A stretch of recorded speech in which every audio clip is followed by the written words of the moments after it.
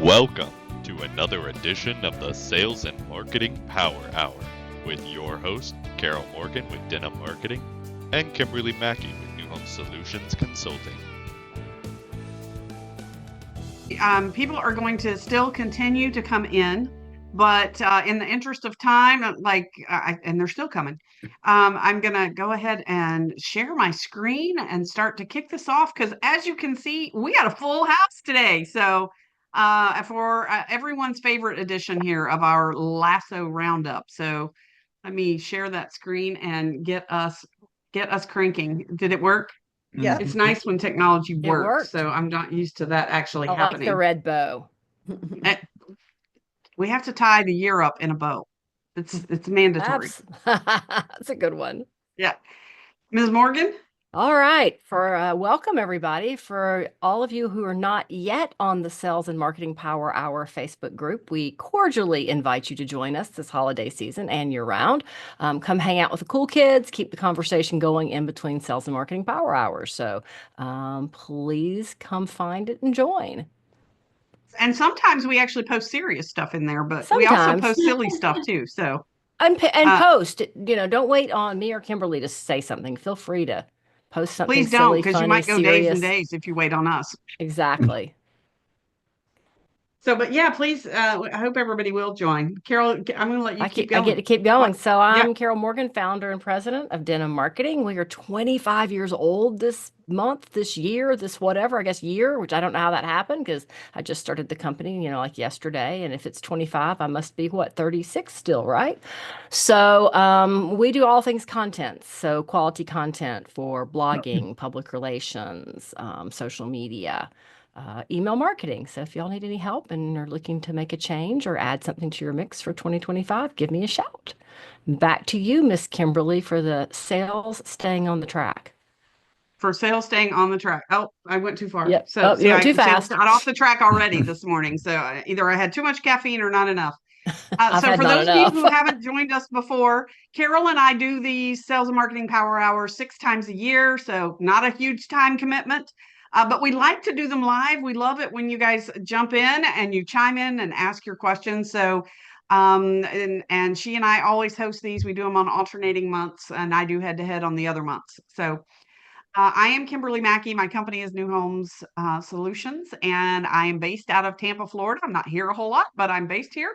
And I work with builders, developers, and again, as Carol said, so I'm the company that people call when they want sales to be the engine that drives the train rather than what runs it off the tracks.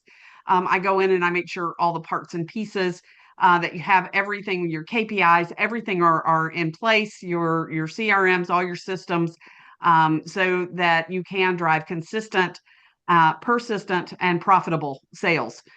So we can actually plan, we can predict, and we can get you to where you want to go. So if I can help you with any of that, or you just have a question or whatever, just feel free to reach out to me. And that's enough of that. Let's move on to our fantastic sponsor.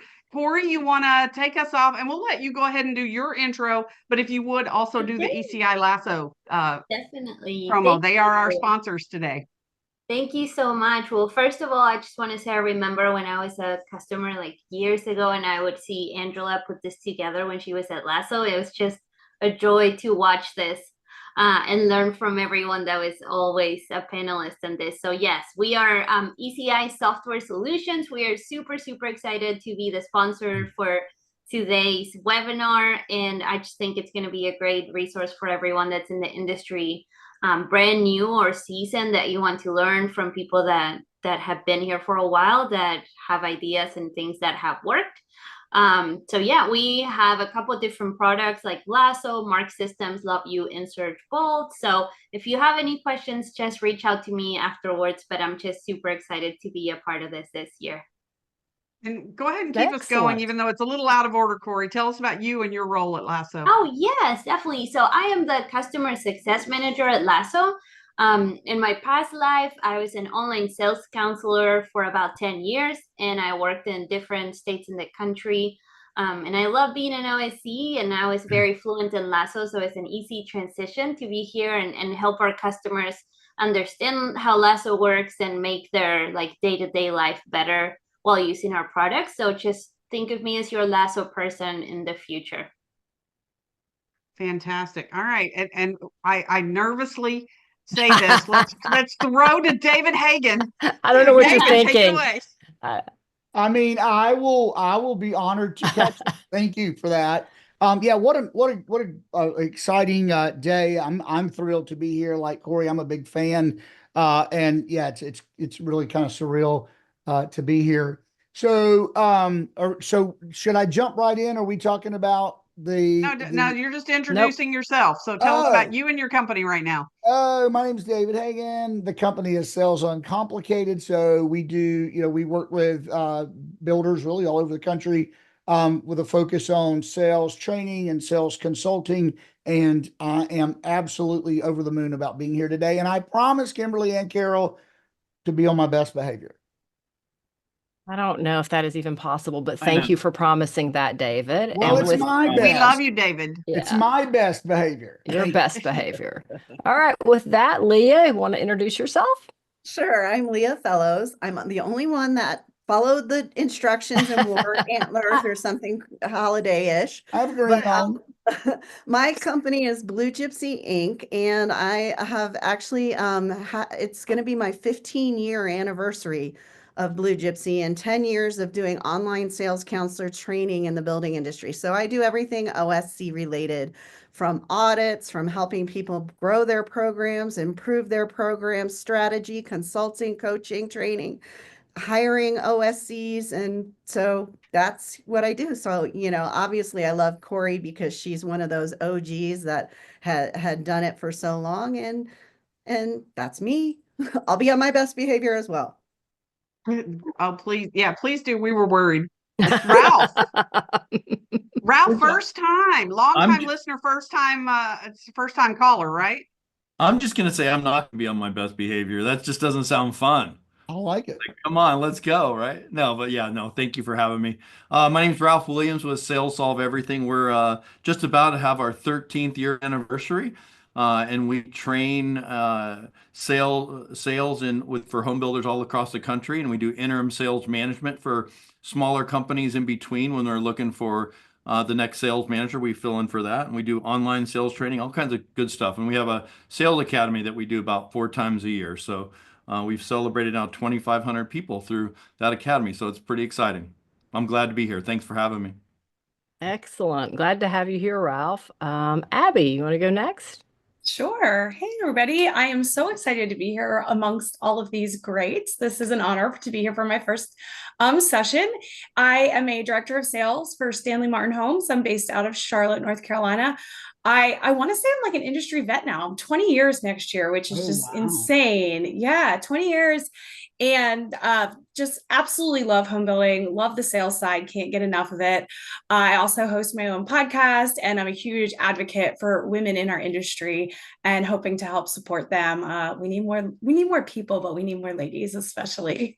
So happy to be here and excited to learn from everybody. We're so excited for you guys to join us. So, and I'm going to throw it to the OG, the person who actually created the whole concept behind this end of year blog, this roundup, Angela McKay. So, Angela, take it away. Tell us about you and what you're doing now. Oh, thank you, Kimberly. And I just warms my heart. I love that Lasso at ECI has continued this tradition. And it's grown exponentially over the years too, which is really awesome.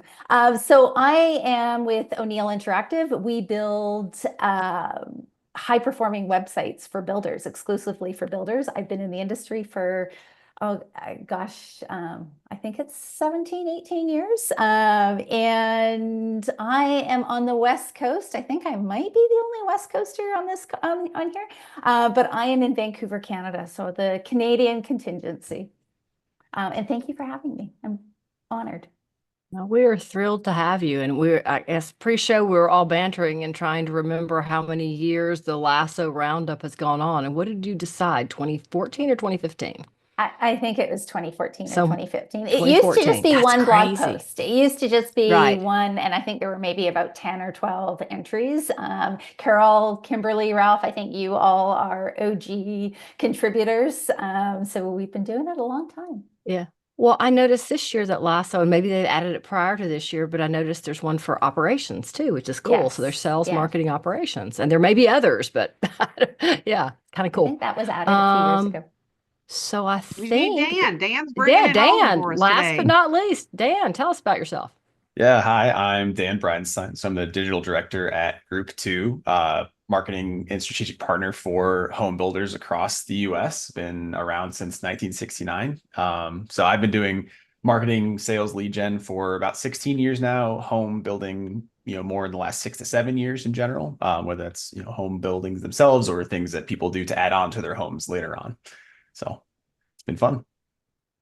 Well, we're so glad you could join us. And Justin, unfortunately, had a last minute conflict this morning. So if you're going, did you skip Justin? Where I don't see Justin on there. He is, he's not on here, but he's here with us in spirit for sure.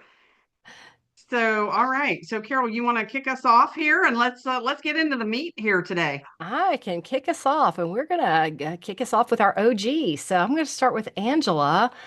So looking back at your Lasso tip, how can marketers in the home building industry reignite their creative spark to better connect with home buyers in 2025?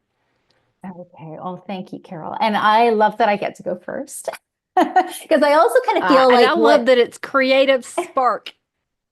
Well, it's because I kind of feel like what I'm talking about is woven into everything. So thank you. So let me tell you first why this is important. I wrote this from a marketing perspective, but it really applies to everyone. So we forget to look up sometimes. We forget to stop and really assess and problem solve. And this applies to everyone. So whether you're in sales, marketing, operations, whatever your role is in home building, this does apply. We have to stop and take it all in.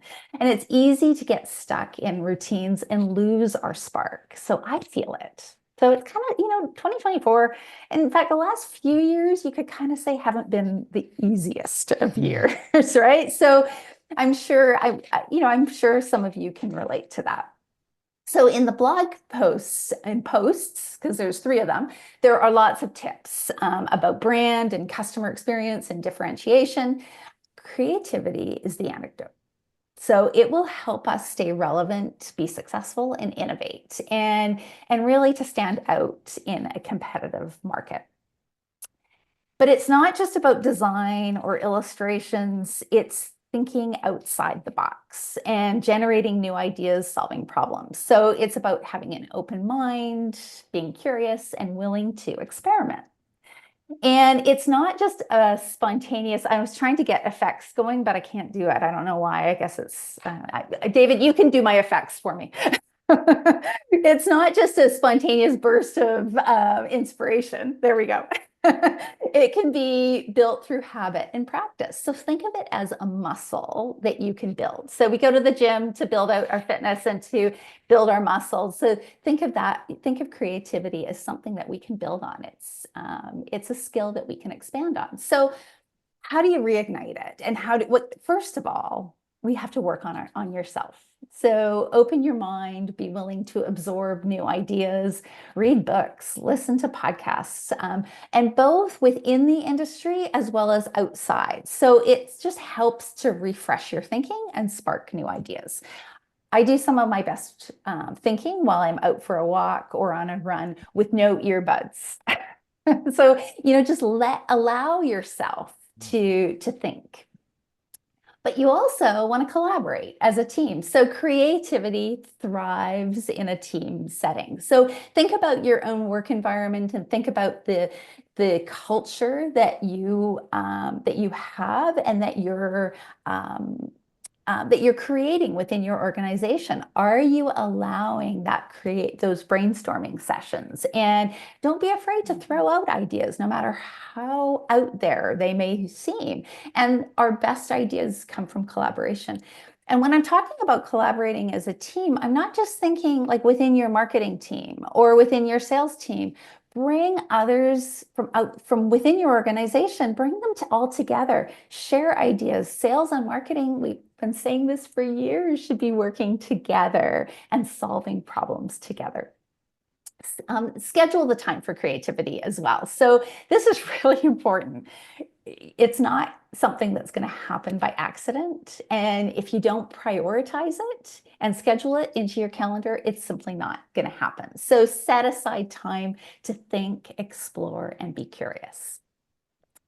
So some of the things, I mentioned, explore beyond our industry, get inspired by brands and companies that aren't in home building. How do they engage with audiences? So how many of you, I shared this on Facebook yesterday or the day before in a sales and marketing group, but like, am I the only one who received like an inordinate number of texts in the last week?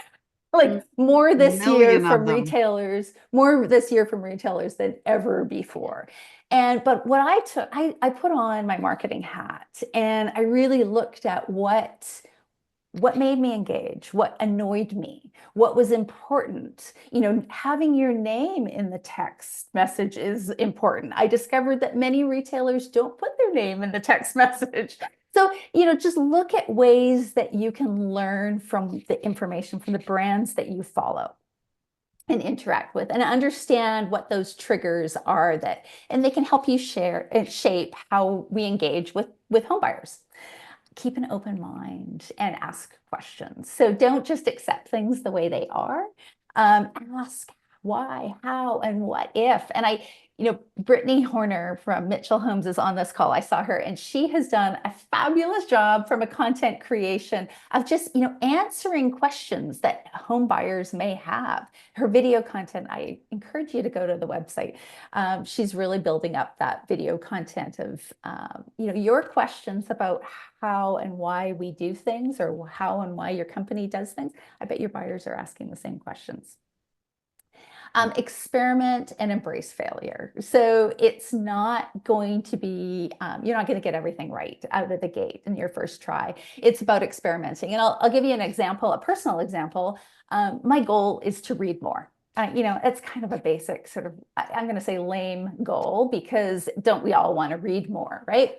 But what I discovered, I did a challenge a couple of years ago where I had 75 days where I had to read 10 pages of a nonfiction book every day.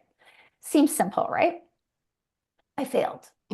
And the reason why I failed is because I was waiting until the end of the day. I learned, I took a look at why I was failing and how could I make a change that would set me up to succeed. So I just pivoted. I changed. I went from my eyes are too tired. I'm old. My eyes are too tired at the end of the day. I can't read.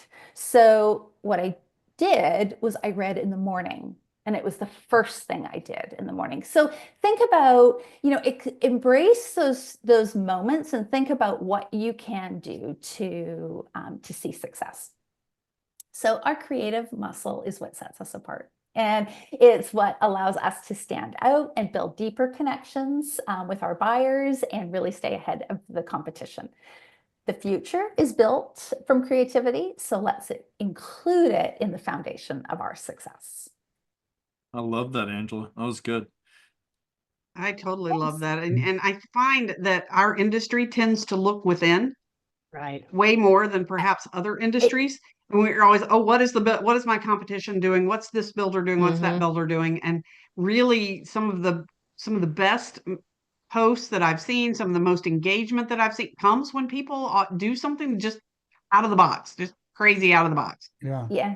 Yeah, it is a chamber a bit, isn't it? Like when we look at it, because we're always looking at competition. So I do think it's like you said, that was one of my big takeaways from you, Angela, and that was look outside of what we currently see, because we all kind of hear things and get the same ideas. So I think that's really good to look at it and see how it can correlate to your business. No, absolutely. And, another example, I felt earlier this year, admittedly, I felt a little behind from an AI perspective. What do I need to do? And I'll share the link to, this is a podcast that started this year specifically on AI, talks about all the tools, all the things that, and right from ground zero, right through to what's happening today. It's Michael Stelzner. He's with social media, digital. No, I can't remember the name Social of it. Media Examiner. Thank you. Yeah. Thank you. And it's the podcast is called AI Explored, and start from the beginning. If you're kind of going, am I late? Am I too late? You're not too late. You're never too late. But start. And I started right from the beginning. He started this podcast in March, so there's not that many podcasts, and it's amazing tools and information that he shares. And podcasts are such a great, I use that when I'm getting ready in the morning and when I'm walking on the treadmill or I'm out for a walk, like just throw a podcast on, and then next thing I know, okay, I've been walking I even got on to some of our podcasters and they're too short. I need you to do them longer so I exercise longer. That's so funny. All right, let's throw to David. Just keep moving here with all this rapid. It's such great information. Thank you, Angela. David, challenge us. How can home builders and new home sales professionals shift their mindset? I love this mindset because truly that's where it is, to make the basics an unshakable part of their daily routine. I loved what you said about basics in your post. It just really struck me. Well, thank you. I want to just, so that if people think I look sillier than normal, I'm taking one for the team because we were told to be festive, and Leah has those beautiful antlers on and she almost took them off. So Leah, ho, ho, ho, I got you, friend. So that's a good question. I think shifting our mindset is crucial, Kimberly, and it sounds so cliche. When I was writing the article for the blog, I'd been hearing over and over and over again, it's time to get back to the basics. It's time to go back to the basics. And then I literally did one day in my office. I asked myself, why do we? Yes, I talked to myself, and I asked myself, David, what I go by, David, why do we keep going back to the basics? Like, so my advice for 2025 is stop doing it. Stop the insanity. Stop going back to the basics. I've read recently that the definition of insanity is doing the same thing over and over and over again and expecting different results, which explains why I keep starting diets on Monday. But that's for a different blog post. But it feels like in sales we keep doing the same thing, right? We keep just, hey, let's get back to the basics. Let's get back to the basics. So what I would say is stop getting back to the basics, and the way we stop getting back to the basics is to stop leaving them. So quit. Stop. And that's easier said than done. It's like a sermon. It's easier to preach than it is to practice, but our success is going to come from shifting our mindset so that the basics become just a part of who we are. It's like if you use a curling iron in the morning, or if you turn the oven on and you lock your door, something you do every day, 10 minutes after you leave the house, you're asking yourself, did I do that? Did I turn off the curling iron? Did I turn off the oven? Did I lock the door? Because we're just so used to doing it. It's muscle memory. And so we really want these basics of our business to become muscle memory so that we can't stop them. So here's just a quick little 1, 2, 3, if I may. One, define the basics. So what does that mean? It could be a cliche. It's time to get back to the basics. That could be a cliche unless it's not. I mean, if you know what the basics are in your business, it's not a cliche. It's the most important part of your business. So, what are the non-negotiables? That's what I'd ask. If you're on this webinar, and welcome, we're glad you're here. If you're watching this on recording, just take a few minutes to define your basics. I love what the OG, and I love that we're calling Angela the OG.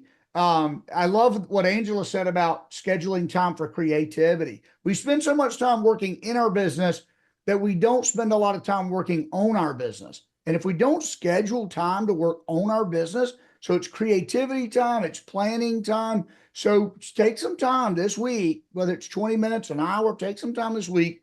And even if you feel like, okay, this is something I've nailed, I would still say take some time and just do a reevaluation.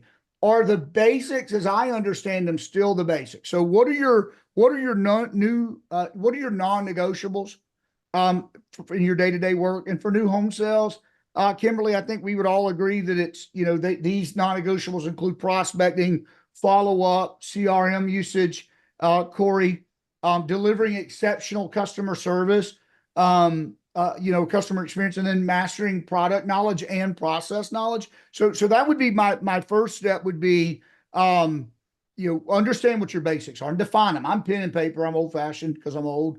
I like writing things down. So write them down. And so then once you define them, those are the building blocks of success. Without them, everything else in your business crumbles. So number one, define the basics. Number two, develop good habits. I love to read. So James Clear, Atomic Habits. If you have not read that book, buy it as a Christmas present. Buy the book. If you're listening to this, if you buy that book and you think it's not worth the cost, message me. I'll refund you the money. It's not even my book. It just is it's an incredible book. But there's some research in there where James Clear says, and I think it was Gladwell in his late 60s wrote a quote that habits can be formed in as little as 21 days.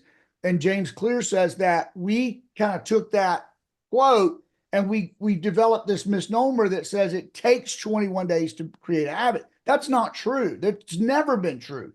It can take 66 days. There's been some good research that says it takes anywhere from 66 days to 8 months to create a new habit. And so what's happening oftentimes is we're folding in disciplines into our life, whether it's exercise or in budgeting or in our business, we're folding in habits, but we don't stay at them long enough to where they become habits. So find some disciplines, create the right disciplines around those non-negotiables that you defined in step one, and then build some really good disciplines. Disciplines just mean my body's doing what my brain doesn't want to do, or vice versa. So do it until they become habits.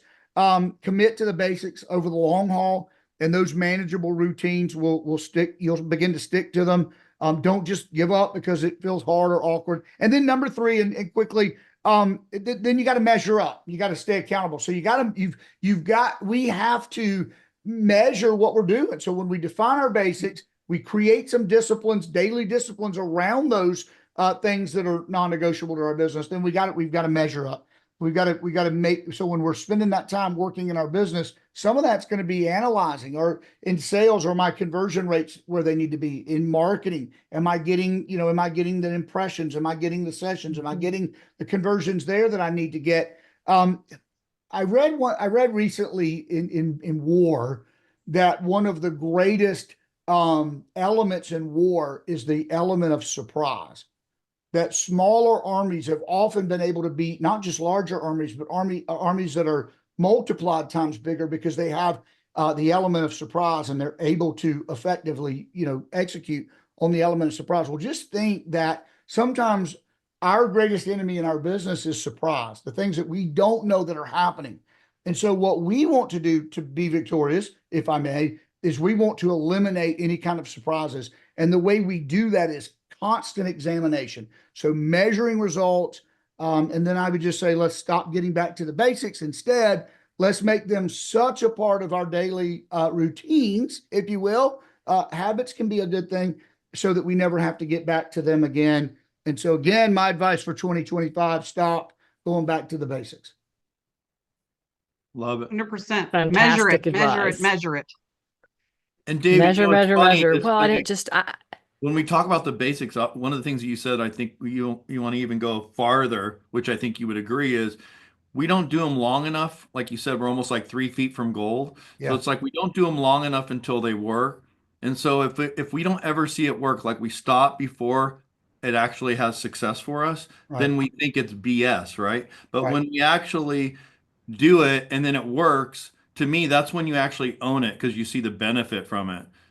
Right. And that's right, Ralph. I agree. And people, then nobody has to convince you to do it again. That's right. That's the amazing thing about what brings success is, we don't need faith once it's been proven. And so nobody has to beat us over the head to do those things that, that bring success. And I think that when you do repetition, when you do the foundation of what you're supposed to do over and over and over again, you will see the results happen. And it's when we move away from that foundational stuff that we're supposed to be doing that we then start getting erratic results. So I completely agree that we shouldn't ever move away from the basics. We have to have that foundation of our business in order to continue to be successful. So yeah. A big thing with that too is you get into situations we probably all have ourselves, and it comes across as, well, we tried that before and it didn't work. Right. But how many times, kind of your example, Dave, just that, well, I started dying on Monday and doing it again next Monday. You tried it before, it didn't work. But did you really go back and set a good foundation for yourself to allow it to be successful? Because it, I that's one thing I don't like saying myself, but I'll walk in any room and somebody says, well, we tried that before. I will dig into that so hard and find, well, where'd you stop? Yeah. Because even if it didn't work out, what did you learn to then do something else from it? That's incredible. Yeah, that's good. I think sometimes we tried that. The word there is try. We tried that. We didn't develop habits around and create successful structures and processes around that. Right. And so. Yeah. Yeah. I think if we get hung up in, we've tried it before, or we've never done it that way, then we'll never get out of the rut we're in. Because two killers. Yeah, everything falls in one of those two categories. Well, we've tried that before and it didn't work, or, well, we've never done it that way before. So yeah, I appreciate that, Dan. I think that's good insight. Yeah. Well, or we did it. It worked. We did it and it worked. And now we're busy with the repercussions. So I see this on the sales side, right? So we do everything we're supposed to do. Well. We do our basics. It works so well. They get all the sales. And then all of a sudden I'm like, have you looked at your MLS lately? Like, have you done a follow-up call? They're like, well, I sold all these houses. I'm like, okay. But it's so funny because the top performers that I've experienced in my career are the ones who are just so consistent. Like you can't knock them off that, path that they're on. I remember training under this one lady, and I think she sold like 12 homes in the month, something insane. And I went in and she's like, all right, we're stuffing envelopes, right? I'm going to date myself here. We're stuffing envelopes. And I'm like, girlfriend, like you had 12 sales this month. Like, let's go celebrate. She's like, tomorrow's not guaranteed. That next person coming in the door is not guaranteed. And we stuffed flyers. That was her way of celebrating her sales. But that's exactly what you're talking about. She never stopped the basics. And I see that so often. If you look at the top performing salespeople, they have habits and routines and disciplines that they don't deviate from. And they don't let that big pop of sales even take them off the course because they know it's going to cost them that next run. So love that. Great stuff, David. Oh, thank you. Yeah, fantastic stuff. And well, we're going to stay on kind of, I guess we're going to move towards marketing some with Dan and talk a little bit about how home builders can harness tech, tactics, and trust to stay ahead of the evolving marketing landscape in 2025. And if there's one thing for certain, it is constantly evolving. We were just talking about that in the office yesterday. You look at Facebook today and you're doing something for a client, and tomorrow you go and the same thing has been moved. Who knows where? You have to go find it. So talk a little bit about that, Dan.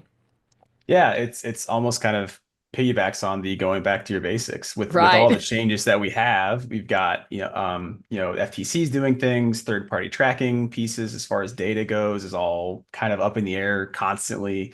There's a lot of ways that digital marketing specifically has changed, and there's a lot of ways it hasn't. And the ways it hasn't, has not changed at all, is you still have to get your message effectively in front of people. You still have to capture their attention, and you still have to figure out, did it work or not? No matter what tools change, no matter what comes out with AI, machine learning, pieces like that, you have to be able to put yourself in a position to say, what did I do? What was the result of it? A lot of times video is still seen as a very primary source right now of content capturing attention, because social platforms have become much more. A lot of younger users are using social media to find answers to things rather than Google or rather than other search options and out there to find information.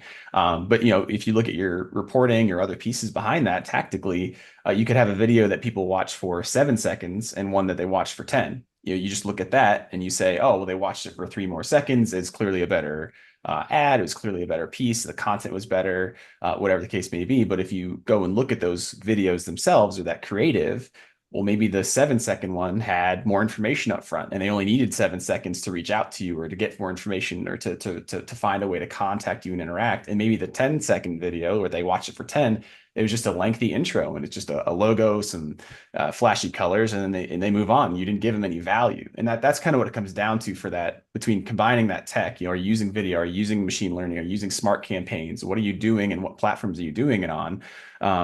The tactic behind it, who are you reaching and why are you trying to reach them? And then that creative trust in terms of, did I give you something that gave enough value up front to make you want to ask a question, to make you want to interact with me, to make you want to do that? And that's where the combination comes in of those things. Data and analytics behind marketing is nothing without the understanding of the creativity behind it. What worked and what didn't, what changes.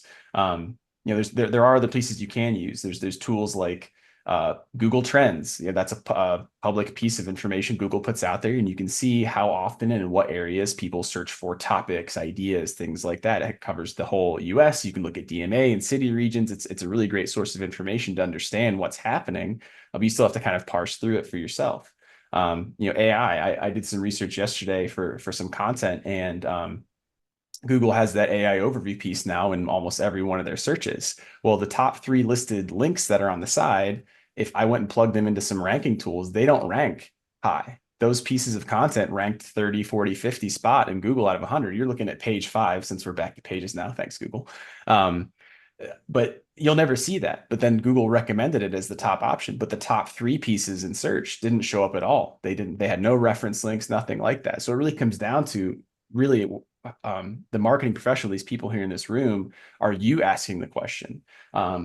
I have a piece of content out there in the world that I helped develop in 2018. I won't go into specifics of it, but it's not only is it still the first organic listing today because it was updated, it owns those top AI overview results and all the links associated to it. The only competitor is Wikipedia. And all you have to do for that, all I did, it was, what would my question be? What would I ask? If I was looking at this piece of content, this website, this source of information, what are my native questions? And if you can answer your own questions effectively, you're probably answering someone else's questions. Or if you can find the way to answer a question somebody didn't even know they should have, you'll really capture their attention in that way. Because, I didn't even know I should think about that. And whether it's the home buying process, from construction, bringing your land to a process, whatever it is, if you can help them answer questions that they didn't even know they needed to ask, you have that trust out the gate. So it's just that combination of, what are you doing? What is it doing for you? And is it generating trust and getting someone to feel confident to say, I should ask a question to you. I should reach out to you. I want to learn more.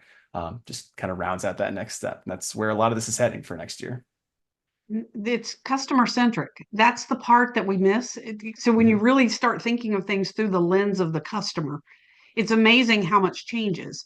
We try to look at it through our own lens. What's easy for us? What are our policies? What do we want the customers to know about us? They don't care about any of that. How does it benefit them? And it's a completely different lens. It's turning things completely around, but that's how they're doing their searches. And like you said, now with AI, these searches completely change because they are more customer centric. They are more conversational. It's less about keywords and more about actually having that conversation. It's kind of about, the way I've referred to it is it's about digital real estate. If you're looking at results, where all are you showing up and how effectively are you showing up? How are you showing up in AI tools? Are you showing up with your business profile through Google's business manager? Are you showing up on ads? Are you showing up on Instagram, Facebook, LinkedIn? Where are you showing up, and are you present across all of them? Because the more you're seen, there's some data that came out that from just a Google search perspective, if somebody sees your ad, your organic listing in the same search, you have a 66% higher chance of getting them to click on you. It's about 2/3 chance higher.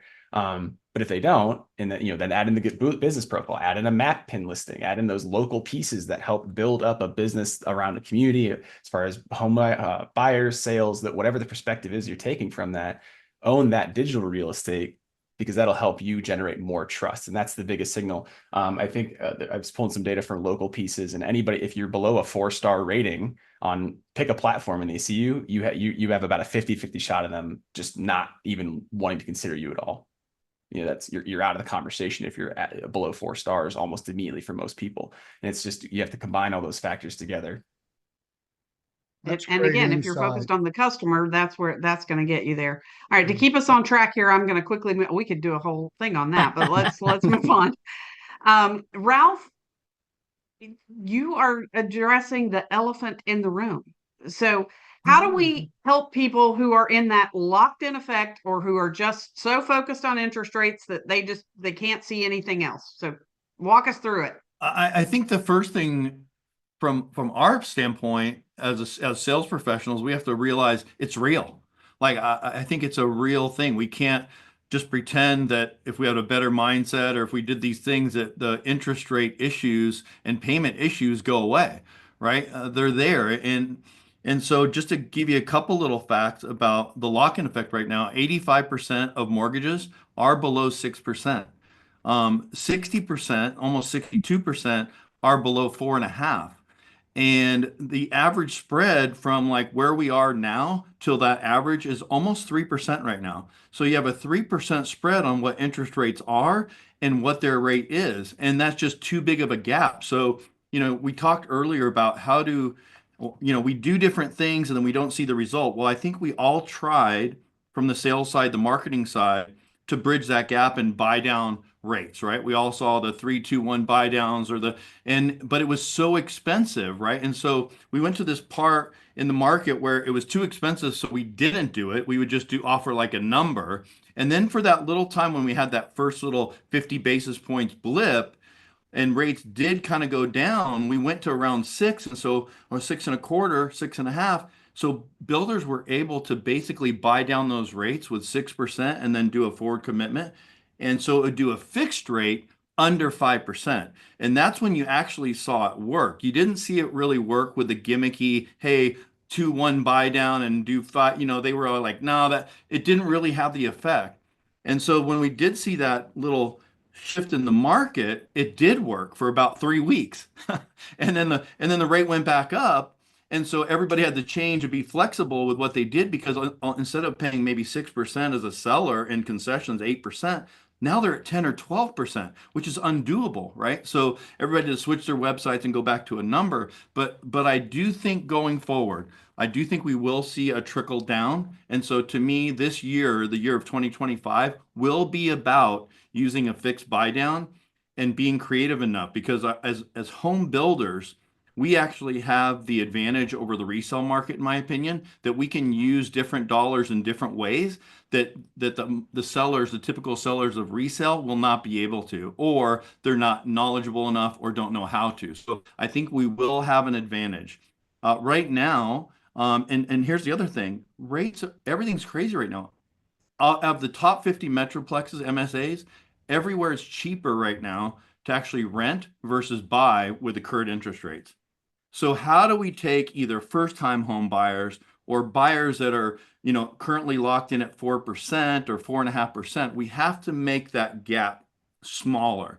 And I'll give you an idea. If we had a $500,000 house, $450,000 mortgage. So part of what my message is to everybody on here is know your numbers, understand finance, know your mortgage calculator. Don't rely on just your mortgage lender to make a phone call, because if you know the numbers and you can pass that, you can transfer that emotion and that knowledge to the buyer to give them the confidence to move forward, right? So for example, 500,000, 450,000 loan amount, 10% down at 3% interest rate, their payment P&I is $1,897. And that, by the way, that's about the average home price in the US. So now if you go to 6%, where it's $2,797. So $800, $900 difference for the same home, right? So you have to understand how to use numbers right now. And it's almost like, I feel it's like the same way as when I started Sales Solve Everything 12 years ago. It was hard for me and hard for builders to accept that I wanted to teach their teams, their sales teams, numbers, how to run a payment. Do you know that at that time, and it still hasn't changed much, less than 50% of us as new home sales professionals don't know how to run a payment, which is crazy to me, right? And a lot of the companies said, hey, like, let the lender do it. Well, you let the lender do it and they walk into my sales office, I'm getting the sale and you're going to get nothing. You're going to get ghosted. So to us is understand your knowledge, understand, I have a simple calculator It's I've had for 12 years from Real Estate Master 3. I don't own it, I don't get paid royalties, but when I did buy it for like $299, it's like $24 a year now, but it's Calculated Industries Real Estate Master 3X. And it's a simple tool that I would use, and I look like a professional, right? And I understand the numbers. So my big thing is understand the numbers. Now, I'm going to go back to what you guys all said too, though. You have to be creative. You have to understand the foundation and the fundamentals. You can't lead with, here's my offering. People still have to fall in love, right? People still have to get to your door. It's pretty amazing. And we still have to ask the right questions. So what are the questions that we're currently asking to our customers that come in the door that could give us clues on how to help them? You know, what's your situation? Opens the can, but do you say, hey, you currently rent or own? I know this is old school, but you have to get back to some of those basics. And I would say, about how much, if I had to give you some words, I would say, about how much do you pay on rent and or your mortgage? About, right? And I say about because if you say, what's the exact number, people freak out and they think you're poking. You want to be curious, George. You're not like some detective. And then when you say, hey, in your next home, about how much more are you willing to spend? And if they say $500, well, then you can say, hey, you know, you said 2,000, now it's 2,500. If you found the perfect thing, can you extend it anymore? And they might give you another 100 or two. So then you're working with actual numbers that get back into what your offering is. And so to me, that's the best way to do it. And then you know what you're dealing with. And obviously you have to know how much down they're putting and all that good stuff. But talking numbers right away in the process allows you to help them at the end when they combine that like emotional falling in love with the home and the home site, and then they tie it to logic that they can afford it and it's not outside of their budget. So to me, it's a year of knowing your numbers, knowing how to use the buy downs, and really talking to your customers as a true pro. Yeah. Good Use stuff. that rent versus ownership calculator too, because there's a lot of factors with owning that aren't in there.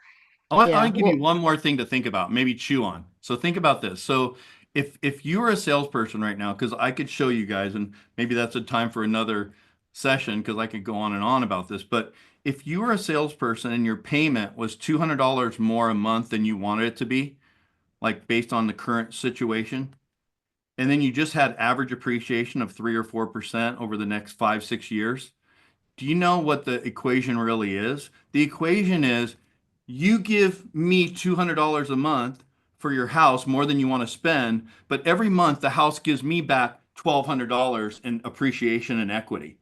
So who in their right mind, if you understand numbers, would say, that doesn't make sense. I give you 200 and you give me 1,200. I'll do it all day long. It's an investment. Yeah, absolutely. Well, let's talk a little bit more about sales experience. And I'm going to flip this to Corey to talk about how home builders can adapt to the evolving demographics of the home buyers to create a more welcoming and empathetic sales experience. This is a great topic. Yes, and I think this becomes so important for me because I was that kid translating for their parents, you know? So for me, one of the most important things is that understanding your buyer, like it's not a groundbreaking opinion, like you have to understand your buyer to be successful. But I think the important thing is like we sometimes forget understand the demographics of people come into our areas and how we can shift and be better for them. So to me, the most important thing is understanding that we are selling them a home, right? A home is where it's supposed to be the one place in your life where you can be unapologetically yourself. So finding those resources that will teach us as home builders how to make a home be special for someone from a different culture, right? Why do we get those questions from people from India, from China, from Pakistan? I want only an east-facing home site or a northeast-facing home site.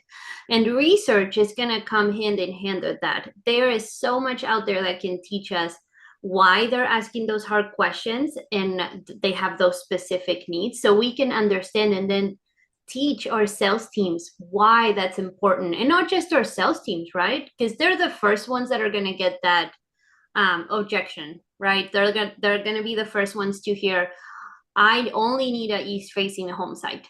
But then it's gonna come back to the people in the back office for warranty on the construction site when they meet face to face with the buyers that have already purchased a home. Once they have already gotten through the biggest objections with the sales team, they're going to encounter the rest of our team, and they should be trained too on how to approach different objections from cultural buyers. So research is fundamental. Understanding why they're moving to the area, what's pushing them to come to you. Finding your local allies that you can rely on to keep bringing you different customers from that demographic, right? Once you become the expert on offering floor plans that fit the needs of those particular buyers, because you keep seeing them come to you in your area, because maybe there's a huge industry bringing people from different countries, right? You have a lot of people from India come in as engineers that are moving to the area. When I lived in RTP, we had that, and they're highly trained people. They know exactly what they want. They have very good income that they can afford a very big home, right? So we want to make sure that they can find exactly what they need in our market, because that's going to be their home. So we have to understand why they're asking those questions. So definitely research and understand why, where they're coming from. Find your allies. That's realtors that work with these buyers all the time, because they're the ones that the people from those particular cultures will gravitate towards. You will find that there's 2 or 3 really big realtors that work with Boeing, for example. If Boeing is bringing a lot of people from different countries, find out who is the biggest realtor that does the presentations for people moving here, right? And find a way to target them, make them feel welcome in your sales centers, make them understand that you're there to serve their clients, because then they will feel comfortable bringing people to you. Find a way to explain your sales process to these buyers and these realtors in the best method for them, right? I think when I was a child helping my parents find a home, the easiest way to explain a process to them was seeing it in written form. This helped me pause, translate something when I couldn't understand what it meant, and then show it to them. And then also my parents had the chance to then do that and show that to someone that they trusted and say, does this look right? Is this how the process really works in this country? Or is this how the process really works in this particular state? Because there's also differences from the north of the US to the south of the US. So finding their preferred method of communication, reiterating what we just talked about, which can be really hard if you're someone like me that's just like, talk. I just want to move on to the next task. But if you're someone that has a hard time understanding with your ears, you want to see that again in written form or over a text, right? So if you meet with them face to face, you talk about, well, this is the process. You go, you talk to a lender, you then get pre-qualified, you then come, you meet with us, then you have a pre-construction meeting, and then you close, and then you start paying your mortgage. Understand this might be the first time they're hearing how the process works in this country. So definitely reiterate everything you talked about with them in a written email, so they can just keep the steps, step to step for them visually. And then another part I really think it's important that we forget is that there's colloquial language that we use on a day-to-day basis that they don't understand, right?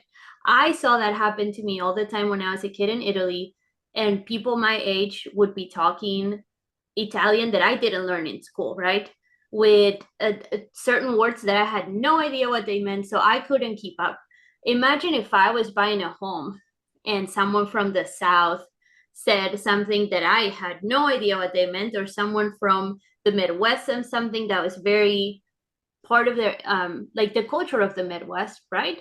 If it's slang or colloquial language, try to keep it away from the sales center or from the pre-construction meetings, because then they won't understand. They'll feel left out, or they might misinterpret what you're saying. And then be flexible. Understand that you might offer the mother-in-law suite option for a floor plan, but that is not the best fit for all cultural buyers. They don't all want a separate mother-in-law suite so they can keep their parents near them. They might want a more communal kitchen, a bigger home. So definitely understand and be flexible, understand things change within different cultures. Argentina, where I'm from, is not the same as Mexico. It's not the same as Colombia. Just because we speak Spanish and are from South America, we're not the same. So definitely be flexible, ask questions, and be kind. Understand that this is the first time they're doing something in a different country. So be as kind as you can be to them. That's beautiful. When you master that, you're definitely going to build a referral base and be known as the person who listened, who paid attention in that. We only have 2 more to go. Do not leave us now because you've got 2 more fantastic ideas. So Abby, I'm going to throw straight to you and let you go ahead and start talking about strategy sales teams need to implement to improve their conversion rates. So I know every sales manager is going to tune right into that. Yeah, so price and incentives seem to be the easy, popular levers to pull. So I'll start off by saying, yes, you need to be priced right. But assuming you're priced right, don't just throw a lower price out there to get more sales. It's not great for your company. It's not great for the market. It's not great for your future sales. It's not good for so many things. And so what I really, have stressed throughout my career is what we call like selling from strength and focusing on how you can improve conversion with who you have coming in front of you. So I keep a really, close look on the market here in Charlotte. We have something called the Liars Report. I'm not sure if every market has this. Okay. Yeah, they've got them. Okay. So when I see that Liars Report come through, so for Charlotte, it's 800, average at 800 sales a month through the big builders that actually report on this report. Right. And so my mindset is, how can I get a bigger slice of that pie? And that's really every builder's game, right? We want to increase market share. We want to get more of those sales. And it's really reassuring because it says, hey, there were 800 hot buyers that were qualified and moved forward on homes in this market. But how can I get a little bit more of that? If I'm not getting more traffic, how can I make more with those people in front of me? Or how can I drive a little bit more traffic because of word of mouth and so on and so forth. So I want to share with you kind of my 5 tips that I really stress with my sales team. And it helps us every single time to make sure that we're getting more than the average conversion out of our traffic that's coming in so that we can get more sales with less. And so the first thing is differentiate. Make sure you know what sets you apart from your competitors. Some builders are really big on the energy, component of their home. Some builders love the technology part. Make sure whatever it is that sets you apart, you're talking about it, and not in like a feature dumpy way, but in a way that it adds value. Because most builders, right, we all build 2,500 square foot homes. We all have 4 bedrooms, 2.5 baths, 2-car garage. But what makes your home unique? If you can clearly communicate that, I think you're going to do really, really well. And what I notice is the builders on that report that have the bigger piece of the pie are ones who are known for something very specific. So differentiation is huge. Second is memorable experiences. If I'm out there looking at a home and I'm going to tour, 5, 6 communities on a weekend, they kind of get muddled together, right? Like, oh, wait, what was that house? What was that community called again? And you're going back on the website, you're trying to do all this stuff. If you do something so memorable during that customer experience that when they go back, you're the one they're talking about. I've had it once where a kid talked about me. And the mom wrote back and was like, my son said, remember Miss Abby? And she gave me that cookie, and like, let that kid sell the damn house, right? So we have to create these memorable experiences at any opportunity that we can in that sales process so that we don't get lost in a sea of community tours. And I cannot stress that enough. And like, be creative, use your own thing. I have salespeople that love to bake. I'm like, bake real food, bake a meal. I don't care. Have a potluck every Saturday for the homeowners, something that you're excited about, but can tie in to what's going on. Over the summer, I gave a bunch of my communities chalk buckets. And I said, if you've got a family with kids and you're going to go walk inventory homes, take the chalk with you, let the kids draw in the driveway. Like they're living in that house already, right? Let them draw on the sidewalk. The rain will wash it away, or we can go hose it off. But just something to create just a sticking point. And this is why we spend so much money on model decor, right? There's always that one room. I got a model coming up that has a Taylor Swift room. I'm like so stoked about it. But these are the things that we need because people will help you stay top of mind and you don't get lost in that sea. The other thing I said is kind of forget always be closing, and not that closing's not important, but I'm a bigger believer in tracking your habits, not your outcomes. The sales will come, but I'm more mindful of my team of how many appointments do you guys have booked this week? I really want them thinking about the step before the final step and not just worried about the close. So, okay, great. We had 10 traffic this week. How many appointments did we schedule? Always be booking. We should always have that very clear next step defined so that the customer is not kind of elusive as to what's next and what are we doing. And we're not going to lose as many people through this siphon. I had a community situation where it was builder to builder across the street. And my salesperson was like, it happened again. And I'm like, what happened again? And she's like, they went and bought across the street. And I know this house was better for them. I know we're better priced. I'm so frustrated. I said, you know why? Because that person was asking for the next appointment, asking for that sale, asking for whatever that next step was, where you're pitching them on why they need to buy. They're pitching them on why they need to buy from them. So tell people what that next step is. Keep them engaged in it. Always be booking that next appointment or next step, whether it's talking with a loan officer, walking a home site, going to tour something, getting their house listed, whatever it is, let them clearly know what that next step is. Also, fast, frequent follow-up. I don't think anybody's in a situation where they're swamped and they can't send 10 texts at the end of the day to say, thank you for your visit. But the faster you can get back in touch with somebody and just say, it was so nice meeting you today, the better. I discourage email. I hate my email. I don't know about you guys, but I think I have 3,000 unread emails in my personal email inbox. So if somebody gives you their cell phone number, I say text them, send them a video of that house, remind them of the home site, just something small that same day. The faster, the better. I actually had a boss who used to say, I like taillight follow-up. He's like, if you can see their taillights, you better be texting them. But statistically, the sale does go to the person who follows up the fastest. So don't discredit that as a way to maximize conversion, staying top of mind. And last, but certainly not least, is referrals. I was having a chat not too long ago with Camille Jenkins. I don't know if any of you know her. She's big on customer experience. She's a wonderful human. And we were talking about the home buyer experience. And she my mind just was like, wait, we don't really ever talk about that. We talk about the customer experience, but what about your home buyer experience? How are we nurturing the people that have already bought homes from us to bring us warm leads? A referral converts at 50%. You want to increase your conversion rate? You're tired of seeing 10s, 15s, 25s? Get some damn referrals. Sorry, I don't know if I'm allowed to swear on here. But go for it. Okay, the referrals are gold. I know when I was selling, if somebody was like, hey, Bill and Sue, set me in. I'm like, sweet, I got a buyer, right? But what are we doing to nurture our buyers? Some builders will say, we don't do gifts. We don't do cards. It's on the salesperson. Salespeople say, my builder's not paying for it, so I'm not doing anything. And it's this weird, who's owns this customer? One, y'all own the customer. Anybody can pay. Anybody can, give a call. Anybody can write a handwritten note. I would do notes every season. I'd be like, I hope this is a great first spring in your new home. I hope the kids had a great first day of school. I know it was a new neighborhood, new bus stop, all this stuff. Engage with your buyers. They are not yours when they sign the contract, and then not yours the day that they close on the home. They're yours for life. And they will continue. If you want to be a career salesperson, if you want to be a builder that's a household name, you've got to nurture that experience of the home buyer, not just of a prospect or a customer. Preaching to the choir. Fantastic tips. That was fast, but there you go. No, that was awesome. Well, we're going to jump straight to Leah so she can bring us home with how can online sales counselors effectively raise the energy and collaboration within their teams during challenging times? Thank you. And I'm going to try to go quick because I know we're going over, but raising the vibration. A lot of people know that I'm very much about energy and mindset and all those sorts of things that we talked about.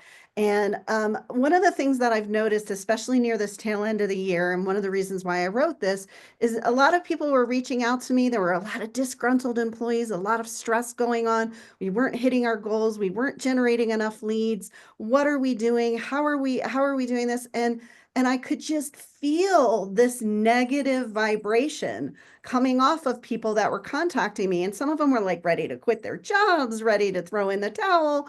What can we do? And look, you know, the company culture is so important. It's not just what we do outwardly to our buyers that's important, to our prospects and generating that energy, but they can sense when something's not going well within your company. So when there's a lot of stressors going on, it's up to each one of us as individuals to figure out, what can we do to raise our own vibration? And when we can do that, we can help transmit that energy throughout the whole company and hopefully bring that vibration up. So, you know, one of the things that I really believe in is that there's no such thing as over communication. We talk about communicating with our buyers all the time, but we also have to communicate inwardly with our teams and what's going on. And if we are sensing problems, we need to address them head on. There's no room for passive aggressiveness in our companies. We've got to say, look, I feel that there's an issue going on. Let's address it. Let's figure out solutions. And so that's one of my tips within this tip was, you really have to come to the table, to your leadership, with not just the problems that are going on within the company, but some solutions and ideas. How can we change this? What can we do to create things and make things better for everyone?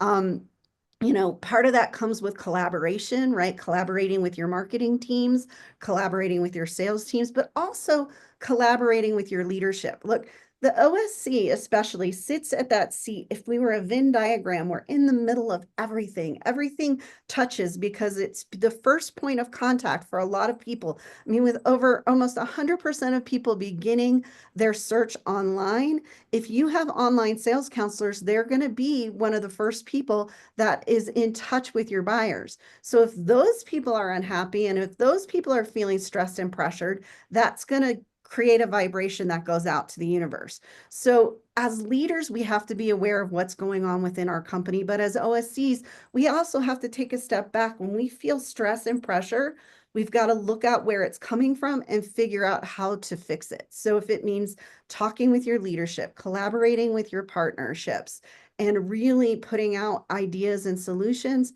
that's really what's going to help raise our vibration in our companies for 2025 and really move forward. So that was my fast, quick tip.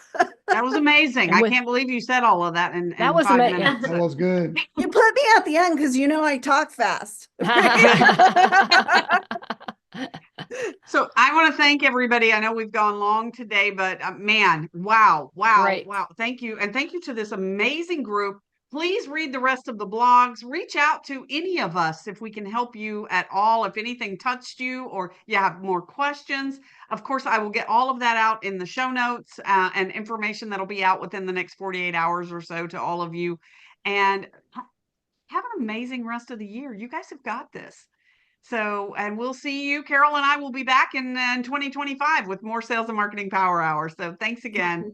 See you next year. Thanks, Bye, everyone. everybody. Thanks, everybody.